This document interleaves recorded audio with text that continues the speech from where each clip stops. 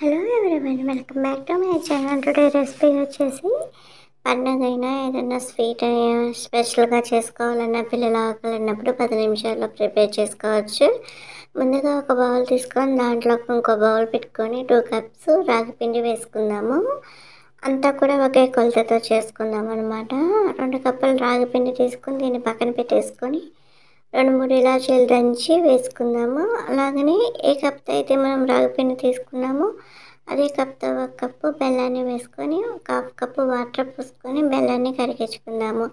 ఇది పాకం అయితే ఏమీ రానవసరం లేదు, జస్ట్ బెల్లం కరిగితే సరిపోతుందనమాట. ఇప్పుడు ఇలా బెల్లాన్ని కరిగించుకొని దీన్ని పక్కన పెట్టేసుకుందాము. ఇప్పుడు చూడండి, ఇది కరుగుతూ ఉంటుంది. లో ఫ్లేమ్లో పెట్టుకొని, ఇది ఆర్గానిక్ బెల్లం అనమాట. సో ఇప్పుడు ఒక ప్యాన్ పెట్టుకొని ఈ ప్యాన్లోకి 2-3 టేబుల్ స్పూన్ల నువ్వులు వేసుకొని లో ఫ్లేమ్లో ఏమీ వేయకుండా డ్రై రోస్ట్ చేసి ఫ్రై చేసుకుందాము. ఇవి కొంచెం చిటపటమనేటప్పుడు స్టవ్ ఆఫ్ చేసేసుకొని రాగి పిండిలోకి వీటిని వేసేసుకోవాలన్నమాట. సో చూడండి, ఇప్పుడు వీటిని డ్రై రోస్ట్ చేసుకున్నాం కదా, బాగా కొంచెం ఫ్రై అయినాయి. ఇప్పుడు వీటిని స్టవ్ ఆఫ్ చేసేసుకొని ఇప్పుడు బెల్లం కూడా బాగా కరిగిపోయింది, చూడండి వీడియోలో చూపిస్తున్నట్లు. ఇప్పుడు దీన్ని కూడా స్టవ్ ఆఫ్ చేసేసుకొని పక్కన పెట్టేసుకుందాము. ఇప్పుడు రాగిపిండి గిన్నెని తీసుకొని ఈ రాగిపిండిలోకి మనం ముందుగా వేయించుకున్న నువ్వులు మిశ్రమాన్ని వేసేసుకుందాము. అలాగని ఎండు కొబ్బరి తురుము ఒక అరకప్పు వేసుకుందాము. క్వాంటిటీకి తగ్గట్లు వేసుకోండి. అలాగే మనం కరిగించుకున్న బెల్లం పాకాన్ని కూడా సిరప్ని ఇందులో వేసుకుందాము. సో ఇప్పుడు ఇది వేడిగా ఉంటుంది కాబట్టి ఇది చేతితో కలుపుకుంటా గరిటెతో కలుపుకొని కొంచెం 1 స్పూన్ కానీ 2 స్పూన్లు కానీ నెయ్యి వేసుకొని ఫస్ట్ ఇలా కలుపుకుందాము.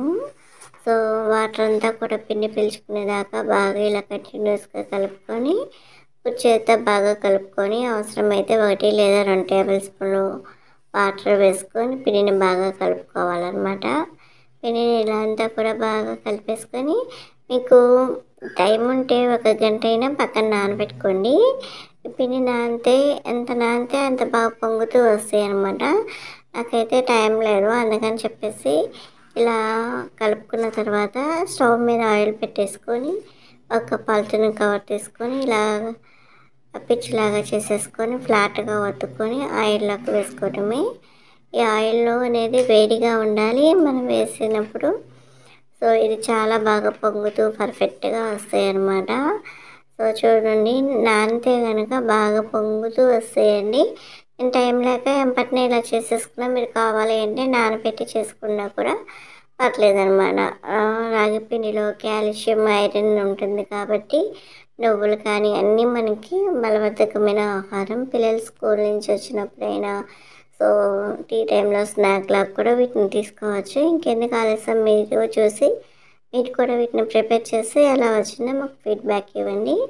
ఇది వేయగానే ఇలా పొంగుతుందండి, బోరులాగా. ఇప్పుడు ఇలా పొంగినప్పుడు ఇంకో వైపుకి టర్న్ చేసేసుకొని మొత్తం అన్ని బూరెలు ఈ పిండితో ఇలానే ప్రిపేర్ చేసుకోవాలి. చూసారు కదా, ఈ రాగిపిండి బూరెలు చేయడం ఎంతో ఈజీ అండ్ టేస్టీ కదా.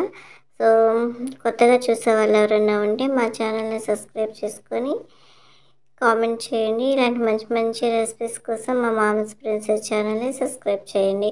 ఇంకెందుకు ఆలస్యం, వీడియో కనుక నచ్చినట్లయితే లైక్ చేయండి. ఇప్పుడు వీటిని ఒక ప్లేట్లోకి సర్వ్ చేసుకుంటే ఎంతో టేస్టీగా ఉండే రాగిపిండి బూరెలు రెడీ.